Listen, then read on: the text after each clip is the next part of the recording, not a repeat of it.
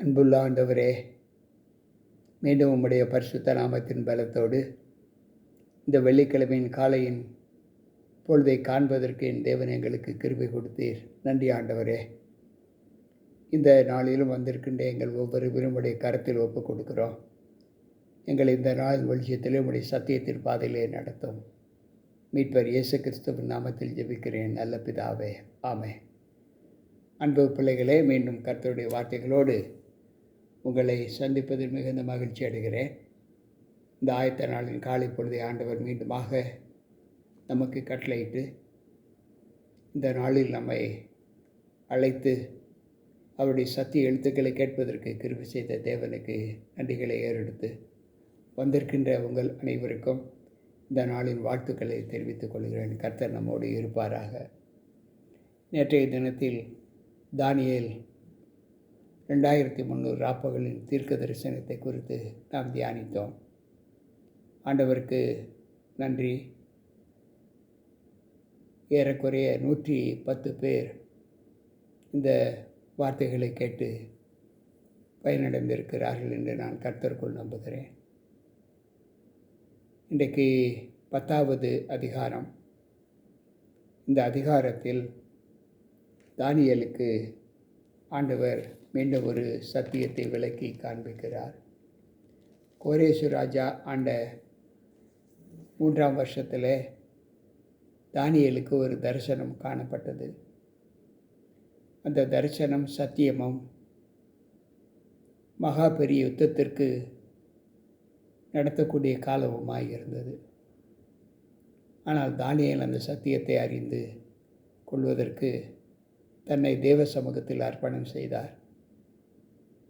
அவன் ராஜ்யத்தின் தலைமை பீடத்தில் அதிகாரியாக இருந்த போதும் கூட அந்த தரிசனத்திலே அவனுக்கு கிடைத்த அந்த சத்தியத்தின் பொருளை அறிவதற்கு தன்னை தேவ சமூகத்தில் மிகவும் வருத்தி கொண்டு அந்த 3 வாரம் அளவும் அவர் அந்த தரிசனத்தை ஆராய்வதற்கு எடுத்துக்கொண்ட அந்த காலத்தில் நல்ல உணவோ மாமிசமோ திராட்சை ரசமோ அவர் உண்ணவில்லை.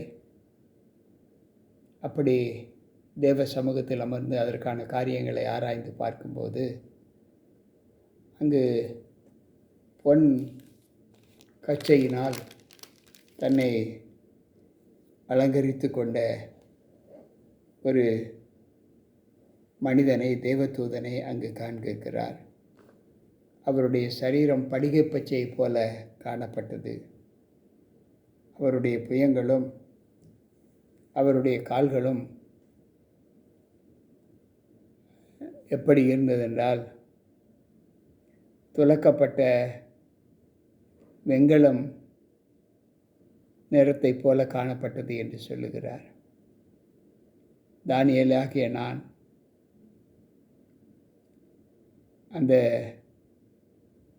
தரிசனமானவரை பார்ப்பதற்கு உண்டான பலன்களை நான் எப்படி அறிந்து கொண்டேன் என்றால், அந்த தரிசனத்தை நான் மாத்திரம் கண்டேன். என்னோடு கூட இருந்தவர்கள் அதை காண முடியாமல் ஓடி ஒளிந்து கொண்டார்கள். அந்த தரிசனம் எனக்கு என்ன சத்தியத்தை சொல்லிட்டு என்றால், நீ பிரியமானவனே, நான் இப்போது உன்னிடத்தில் வந்து உனக்கு சொல்லும்படி உனக்கு முன்பாக நிற்கிற இந்த காரியம் என்னவென்றால், நீ கவனமாய் இருந்து கால் ஊன்றி நில் என்றான். இந்த வார்த்தையை அவன் என்னோடு சொல்லுகையில் நடுக்கத்தோடு எழுந்து நின்றேன். அப்பொழுது அவன் என்னை நோக்கி, பயப்படாதே, நீ அறிவை அடைகிறதற்கும் உன்னை உன்னுடைய தேவனுக்கு முன்பாக சிறுமைப்படுத்துகிறதற்கும் உன் மனதை செலுத்தின முதலாவது நாள் துவக்கி உன் வார்த்தைகள் கேட்கப்பட்டது. உன் வார்த்தைகளினால் நான் வந்தேன். பெர்சிய ராஜ்யத்தின் அதிபதி 21ஆம் நாள் என்னோடு எதிர்த்து நின்றான். ஆனாலும் பிரதான அதிபதிகளில் ஒருவனாகிய மிகாவேல் எனக்கு உதவியாக வந்தார். ஆதலால் நான் அங்கே பெர்சியாவின் ராஜாக்களிடத்தில் தரித்திருந்தேன். இப்போதும் கடைசி நாட்களில் உன் ஜனங்களுக்கு சம்பவிக்கப்பட்டது உனக்கு தெரிய பண்ணும்படிக்கு வந்தேன். இந்த தரிசனம் நிறைவேறும், இன்னும் நாள் செல்லும் என்று சொன்னான். அன்பு பிள்ளைகளே, அவன் இந்த வார்த்தைகளை என்னோடு சொல்லுகையில் நான் தலை கவிழ்ந்து தரை மட்டும் நோக்கி பேச்சற்று போய்விட்டேன். அப்பொழுது மனுபுத்திரரில் சாயலாக ஒருவன் என் உதடுகளை தொட்டான்.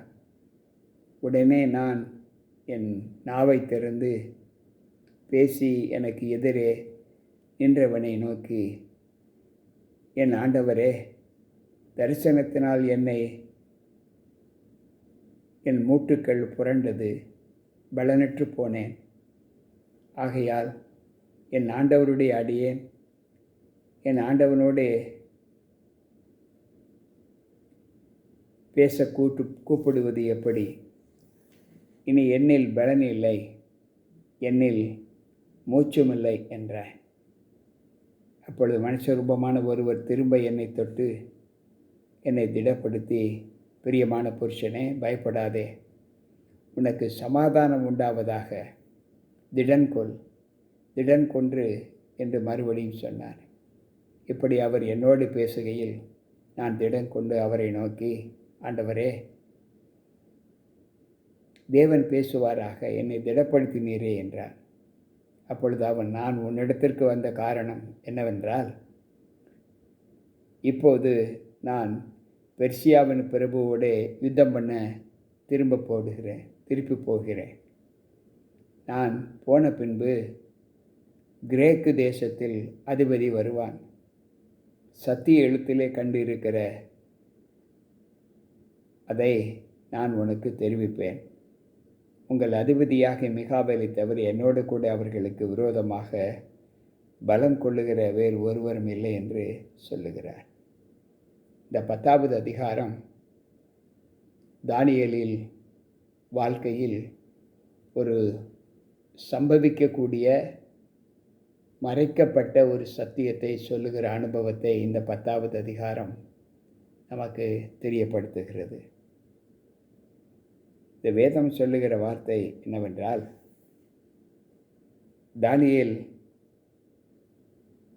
தம்முடைய மகிமையின் பிரசன்னத்தை எப்படி அறிய வேண்டும் என்று சொல்லுகிறார் என்றால், வெளிப்படுத்தின விசேஷம் 12வது அதிகாரம் 7வது வசனத்தை வாசிப்போம் என்றால், அங்கே இந்த வார்த்தை, வானத்தில் யுத்தம் உண்டாயிற்று, மிகாவேலும் அவனைச் சேர்ந்த தூதர்களும் வலுசற்பத்தோடு யுத்தம் பண்ணினார்கள்.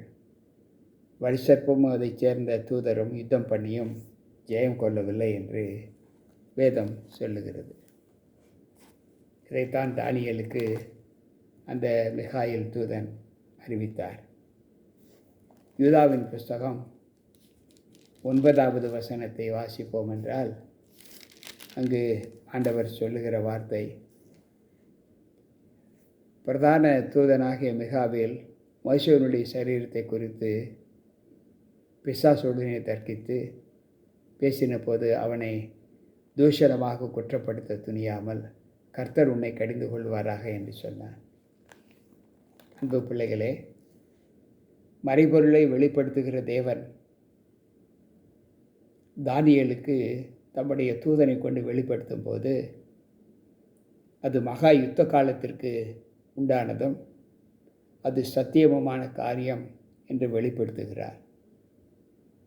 இந்த 10வது அதிகாரத்தில் நாம் சிந்தித்த இந்த செயல் நம்மை சத்திய எழுத்திலே கண்டிருக்கிறவரை நான் உனக்கு தெரிவிப்பேன் என்று சொல்லுகிறார். சத்திய எழுத்திலே கண்டிருக்கிறவர் யார்? அன்பு பிள்ளைகளே, ஆண்டவராகிய தேவன் தம்முடைய வெளிப்பாட்டினை வேத எழுத்துக்களின் மூலமாக தானியேலுக்கு சொல்லும்போது அவர் அதை ஏற்று உணர்ந்து அந்த சம்பவத்தை குறித்து அவர் சிந்திக்க தொடங்குகிறார். இன்றைக்கு நாம் சில நேரங்களில் நமக்கு சத்தியம் அறிவிக்கப்படும்போது அதை ஏற்றுக்கொள்ள அல்லது இது நமக்கு தேவையில்லை என்கின்ற மனவெறுப்போடு இருக்கக்கூடாது என்பதை இந்த சத்தியம் நமக்கு கற்றுக் கொடுக்கிறது. கேட்டுக்கொண்டிருக்கிற நீங்களும் நானும் இந்த சத்திய எழுத்தில் உள்ளவரை அறிந்து அவருடைய வாக்குகளுக்கு கீழ்ப்படிந்து நடக்கிற ஒரு அனுபவத்தை நாம் பெற வேண்டும் என்று இந்த சத்திய எழுத்துக்கள் நமக்கு சொல்லுகிறது. இதை இந்த 10வது அதிகாரத்தில் நாம் கற்றுக்கொண்டோம். அதன்படி நடப்பதற்கான பலனையும் தேவ சமூகத்தில் பெற்று தொடர்ந்து நம்மை ஆண்டவருக்கு ஒப்புக் கொடுப்போம். அன்பு தேவனே, மீண்டும் உம்முடைய பரிசுத்த நாமத்தின் பலத்தோடு தானியேலுக்கு நீர் மறைக்கப்பட்ட சத்தியத்தை எப்படி சொன்னீரோ அதைப் போல இந்த தானியேல் புஸ்தகத்தில் உள்ள மகத்துவங்களை நாங்கள் அறிந்திருக்கிறோம். இது எங்களுக்கு தெரிவிக்கப்பட்டு விட்டது. தெரிவிக்கப்பட்ட இந்த சத்தியத்தை நாங்கள் கைக்கொண்டு அதன்படி முன்னேறி செல்ல எங்களுடைய கால்களை என் தேவன் ஸ்திரப்படுத்தும். வலுவாய் துணைக்கும் எக்கால சத்தம் கேட்கப்படும் போது உம்முடைய சமூகத்தில் வந்து நிற்கிற பிள்ளைகளிலே நாங்களும் இருக்க உம்முடைய சமூகத்தில் எங்களை ஒப்புக் கொடுக்கிறோம். கேட்டுக்கொண்டிருக்கிற ஒவ்வொரு பிள்ளைகளோடு உம்முடைய கிருபை இருக்கட்டும். மீட்பர் இயேசு கிறிஸ்துவின் நாமத்தில் ஜெபிக்கிறேன் நல்ல பிதாவே, ஆமென். அன்பு பிள்ளைகளே, மீண்டும் கர்த்தருடைய வார்த்தைகளை கேட்ட நாமும் அந்த நாளுக்கு நம்மை ஆயத்தப்படுத்தி ஒப்புக் கொடுப்போம். மீண்டும் நாளை 11வது அதிகாரம் 12வது அதிகாரத்தின் மகத்துவங்களை நாம் சிந்தித்து நம்மை தேவ சமூகத்தில் ஒப்புக் கொடுப்போம். அதுவரை தேவ வார்த்தைகளோடு நாம் நிலைத்திருப்போம். கர்த்தர் நம்மோடு இருப்பாராக. மீண்டும் நாளை சந்திப்போம். உங்கள் போதகர் ஜி.கே. ராபர்ட்.